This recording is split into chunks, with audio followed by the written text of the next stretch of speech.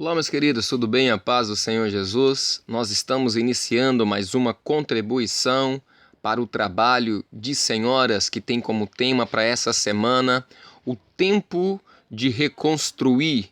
O tempo de reconstruir. Queremos lembrar os irmãos que esse trabalho ele é direcionado através da Escola Bíblica Dominical e com o fechamento aí, com o direcionamento, perdão, do programa da Lâmpada para os Meus Pés. E para essa semana foi deixado exatamente esse momento da Escola Bíblica Dominical para que nós pudéssemos trabalhar a reunião, o culto de senhoras dessa semana. Então, estudando o livro de Neemias, nós podemos dividi-lo em 3 períodos que caracterizaram a obra da restauração da cidade de Jerusalém. Nós iremos observar os 3 pontos, que o primeiro é a reconstrução dos muros, segundo ponto, a restauração da aliança, e o terceiro ponto, que é a reforma da nação. Então, nós iremos ver que no texto de Neemias, no capítulo 6, versículo 1, nós iremos ver falar a respeito da reconstrução. Neemias 9:38, sobre a restauração da aliança. E da reforma da nação está em Neemias 12, versículo 45. Então, só um breve comentário aqui a respeito da restauração da cidade de Jerusalém. A gente vê que o momento o qual nós estamos vivendo agora é um momento muito especial, onde o Espírito Santo ele está restaurando a aliança daqueles que receberam a palavra de salvação. Receberam a palavra de salvação um dia e por um motivo ou outro acabaram perdendo a essência, deixando de viver o evangelho eterno, deixaram de cumprir com os mandamentos, deixaram de viver a sã doutrina do Espírito Santo. Então o momento que nós estamos vivendo agora, denominado o tempo do breve, que isso está descrito também dentro da palavra de Deus, é um momento de reconstrução, de restauração e de reforma de uma nação. Por quê? Porque o tempo do breve é onde vai concretizar, é onde vai confirmar-se o arrebatamento da igreja. Então vai acontecer agora, não é amanhã ou depois da manhã. O tempo do breve aponta que a salvação ela é dada no presente e não no futuro. Então a salvação não é por aquilo que eu vivi ontem ou que eu vou viver amanhã, mas sim pelo aquilo que eu estou vivendo exatamente agora. Então tudo vai ser concretizado de acordo com o que eu estou vivendo agora, seja para a vida ou seja para a morte. Então por isso que há uma ênfase, há uma preocupação do Espírito Santo em estar enfatizando no nosso meio, trazendo à tona, aflorando isso no nosso meio, para que nós possamos estar atentos, porque não existe salvação sem reconstrução das doutrinas, que é os muros aqui. Não existe salvação se não houver uma restauração da aliança. Não existe salvação se não houver a reforma de uma nação. Então nós estamos aqui pregando e dizendo que existe uma nação eleita, a nação de Deus. E nós estamos nos incluindo dentro desse projeto, porque a palavra nos dá autoridade para nos incluirmos dentro desse projeto. Mas quando é que eu vou estar me incluindo dentro do projeto? Quando eu estiver vivendo exatamente o que o projeto está descrito. Quando os muros estiverem reconstruídos. Quando a aliança for restaurada e quando a nação for reformada, louvado seja o nome do Senhor. Então nós iremos falar sobre a reconstrução dos muros. Em Neemias 6, versículo 1, nos diz assim a palavra do Senhor. Sucedeu mais que, ouvindo Sabalate, Tobias e Gesem, o arábio, e o resto dos nossos inimigos, que eu tinha edificado o muro, e que nele já não havia brecha alguma, ainda que até este tempo não tinha posto as portas nos portais. Então, o inimigo, os opositores, aqueles que estão aí para interpretar a Bíblia e para fazer aquilo que eles acham melhor para eles e não para a eternidade, não para Deus. Então, eles vão aproveitar todas as brechas. Então, quando eles ouviram que o muro estava edificado, eles correram lá antes que colocasse as portas. Neemias, ele foi bem claro. Eles não pararam de investir enquanto todas as brechas foram fechadas. Porque a porta e o portal aqui, querendo ou não, ainda não estavam. Então por isso que eles correram lá, ainda mandaram e fizeram investidas ainda, porque as portas ainda não estavam no lugar. Então a gente sabe que enquanto as portas e os portais não estiverem no lugar, nós ainda não estaremos seguros. Ah, mas nós já estamos vivendo aqui as doutrinas novamente, glória a Deus e aleluia. Mas as portas, elas têm que estar nos lugares. Porque senão continuaremos sendo alvos fáceis para os nossos inimigos e para os opositores da realização da grande obra que o Espírito Santo está realizando no nosso meio. Então foi bem colocado aqui a reconstrução dos muros, glória a Deus e aleluia, louvado seja o nome do Senhor. Mas tudo tem que estar no seu devido lugar. Então a reconstrução dos muros, aqui não é que eles fizeram um muro novo, eles reconstruíram os muros. É diferente dos inimigos, é diferente dos opositores. O que os opositores estão querendo é levantar muros novos, são ensinamentos novos. Só que nós ficamos com a palavra, porque doutrina, ela está na palavra. E ela tem que ser respeitada. Nós não iremos aqui construir novas doutrinas, nós iremos reconstruir. Nós iremos colocar em prática aquilo que um dia foi para livramento do povo de Deus. Nós iremos colocar em prática, em ordem, reedificaremos novamente, iremos reconstruir novamente. Aquilo que para a igreja primitiva era algo genuíno, elas não abriram mão, foi lançado na arena, morreu nas fornalhas e não abriram mão.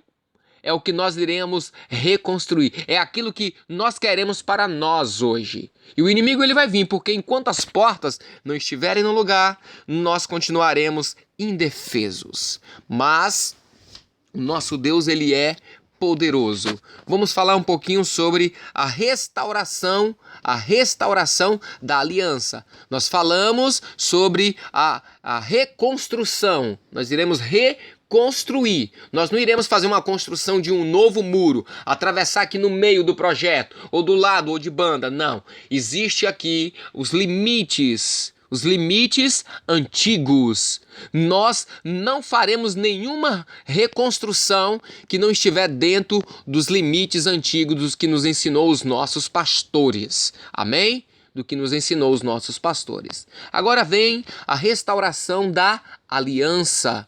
A aliança aqui, em um sentido profético, fala do compromisso, não de uma aliança, de uma fé fingida. Essa aliança fala de uma fé que é firme fundamento.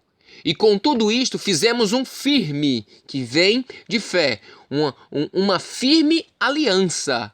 E escrevemos e selaram-nos os nossos príncipes, os nossos levitas e os nossos sacerdotes. Então aqui não é uma aliança fingida, de boca para fora, de palavras.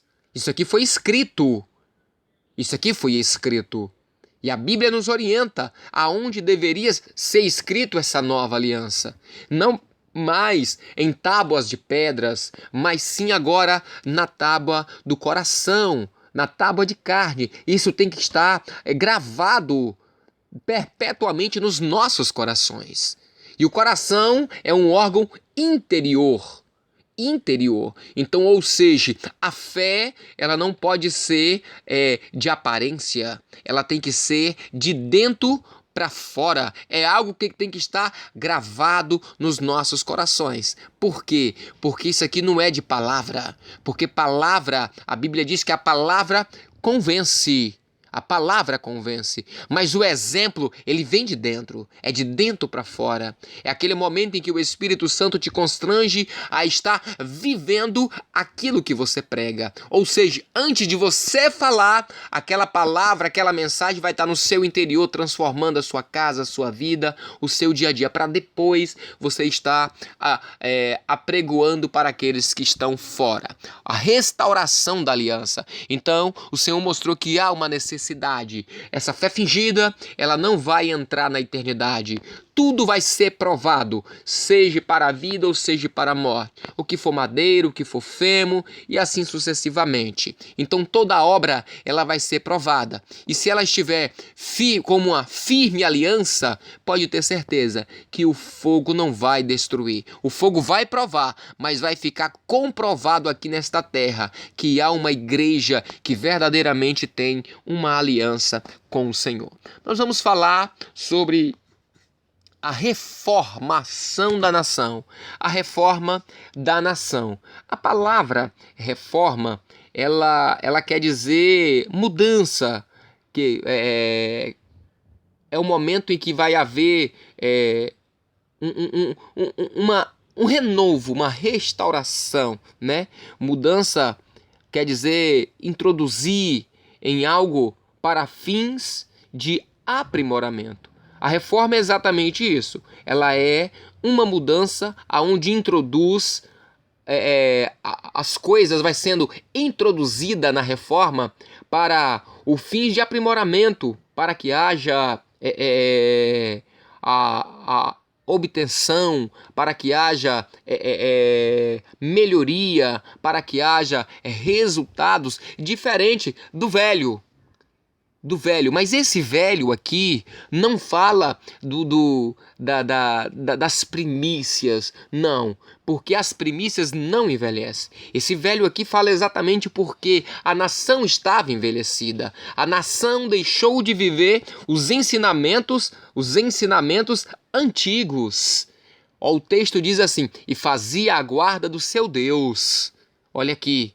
E faziam a guarda do seu Deus, e a guarda da purificação, como também os dos cantores, porteiros, conforme ao mandado de Davi e de seus filhos. Então faz lembrança aqui que Israel tinha deixado de viver os ensinamentos da palavra, os mandamentos, eles não guardavam mais o seu Deus. Quando é que Israel guardava o seu Deus? Quando guardava os ensinamentos do mandamento, que outrora era vivido de forma genuína.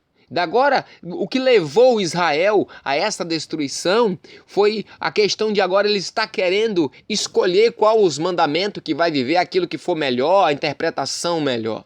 Então, assim, há uma necessidade muito grande. Se os irmãos observar, a reforma religiosa, ela veio exatamente em um momento para poder mudar aquilo que estava se denominando evangelho. Então a reforma religiosa, ela foi um movimento que ela fundou o protestantismo, né? Ela fundou, e o objetivo disso era devolver ao cristianismo, irmãos, a sua forma primitiva. O cristianismo ali antes da reforma era um cristianismo de interesse próprio.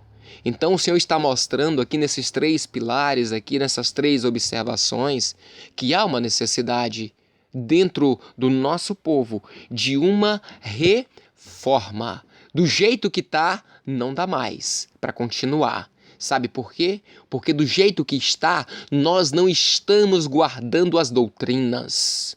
Do jeito que está, nós não estamos guardando a purificação, que é a santificação em Jesus. Da forma que nós estamos vivendo, os cantores, Os porteiros estão sendo corrompidos. E sendo que isso foi estabelecido em um estatuto pelo próprio rei Davi. Ele deixou escrito, expirado pelo próprio Deus. Como é que seria feito o texto? O texto é algo extraordinário. No livro de 2 Crônicas no capítulo 8, a partir do versículo 14, diz assim: também conforme a ordem de Davi, seu pai, ordenou as turmas dos sacerdotes nos seus ministérios, como também as dos levitas, acerca dos seus cargos, para louvarem a Deus e ministrarem diante dos sacerdotes, segundo o que estava ordenado para cada dia. E os porteiros para suas turmas, cada porta, porque tal era o mandado de Davi, homem de Deus, e não desviaram do mandado do rei aos sacerdotes e levitas em negócio nenhum, nem acerca dos tesouros. Assim se preparou toda a obra de Salomão, desde o dia da fundação da casa do Senhor, até se acabar. E assim se aperfeiçoou a casa do Senhor. Nós estamos falando de aperfeiçoamento. Nós não estamos falando de atualizações, porque a obra do Espírito, ela não atualiza. A obra do Espírito, ela se aperfeiçoa com o passar dos anos, com o passar do tempo. Esse negócio de roupagem nova, se os irmãos observarem lá nas boldas, nós agora estamos vivendo uma roupagem nova, não existe isso na obra do Espírito. Por quê? Por quê? Porque o dono da festa, quando ele olha, havia alguém com uma roupagem nova. Havia alguém com uma roupagem nova na festa. E ele desce e ele pergunta: amigo, cadê as suas vestes nupciais? Porque qual é o objetivo da festa de núpcias? É que todos estejam vestidos da mesma forma. E qual era a orientação, qual era o requerimento para as boldas? Era que todos estivessem com as boldas, com as vestes nupciais. E aquele amigo estava com uma roupagem nova. Era uma roupagem dele, a cor era dele, foi ele que escolheu, mas só que não serve. Não serve. Então, não é atualização que vai nos tornar agradável a Deus, mas sim o aperfeiçoamento das doutrinas, mas sim o aperfeiçoamento do simples. Se os irmãos pegarem aqui, as orientações eram as simples. Simples. Seja fiel num pouco e no muito lhe colocarei. Olha só, isso aqui é simplicidade. Por que isso aqui para nós é novo? E às vezes a expressão que nós estamos usando é uma roupagem nova. Ela não é uma roupagem nova. É a roupagem profética. É a roupagem eterna. É as vestes da salvação. Para nós é novo, porque nós estamos descobrindo agora. Mas a revelação do Espírito, ela é desde dos primórdios. Ela é desde o início da igreja. A revelação do Espírito é desde o início da igreja. Para nós é novo agora porque coube o Espírito Santo nos revelar esses mistérios agora. Mas por que está sendo revelado agora? Para aperfeiçoamento da obra do Senhor. O aperfeiçoamento de tudo. E assim se aperfeiçoou a casa do Senhor. Aperfeiçoamento, irmãos, nós não atualizamos. Então, se nós pegarmos aqui os três requerimentos, os três aspectos aqui que foi trabalhado para essa, os irmãos vão ver, a reconstrução, reconstruiu, não construiu o novo muro não, foi a reconstrução. É tanto que se os irmãos observarem, houve tijolos ali que foi tirado dos escombros ali do que tinha sido queimado e foi reutilizado.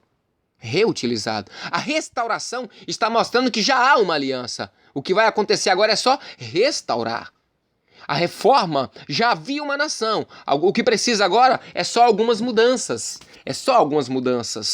Precisa mudar. Isso precisa ser tirado do nosso meio. Essa mescla, esse falso entendimento de que já são bons demais, que já entende demais, que a escola bíblica agora tá sendo repetitiva com essa transmissão via satélite. É isso que está mostrando aqui.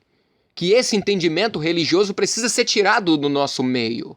Porque se não fosse um alimento, se não fosse um alimento extraordinário, nem a própria igreja se alimentava. Quando os irmãos observam, o guisado que Rebeca prepara não agradou somente o coração do pai, não. Também a toda a igreja, o pai não comeu sozinho daquele guisado. Então, se os irmãos pararem para observar a escola bíblica dominical, meus amigos, quem prepara é a igreja. É tanto que está sendo colocado. Jovens, senhoras, pastores, todos estão contribuindo. É a igreja, é o corpo. É o corpo que ela produz o alimento. Um alimento que vai agradar o paladar do pai. O pai é como se fosse aquele que vai pegar e vai aprovar o guisado. Mas quem vai usufruir do banquete aqui do guisado é a própria igreja. É o que nós estamos vendo agora. Aqueles que estão querendo ficar de fora com essa roupagem nova, com essa ideologia aí de que onde é que está escrito isso, onde é que está escrito aquilo outro. Olha só, nós não estamos aqui para discutir a Bíblia em contexto, o texto...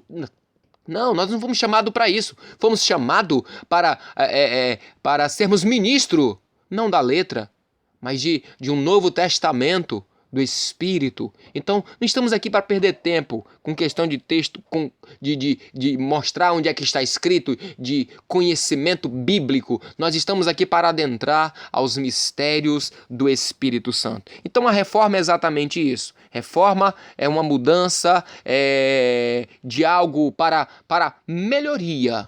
Melhoria.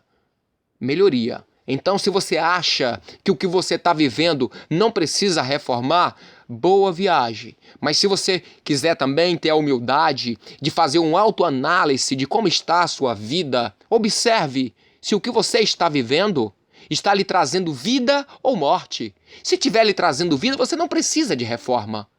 Se o seu lar estiver bem, os seus filhos, o seu casamento, a sua igreja, você não precisa de reforma. Sabe por quê? Porque você está vivendo o novo, você está vivendo aqui o aperfeiçoamento da obra. Mas se você está vivendo algo que você está vendo que está destruindo, você precisa rapidamente. Eu preciso, a igreja precisa. Então a reforma fala exatamente disso. Amém? Espero que possa ter ajudado os irmãos aí na contribuição do trabalho de senhoras. A todos, a paz do Senhor Jesus.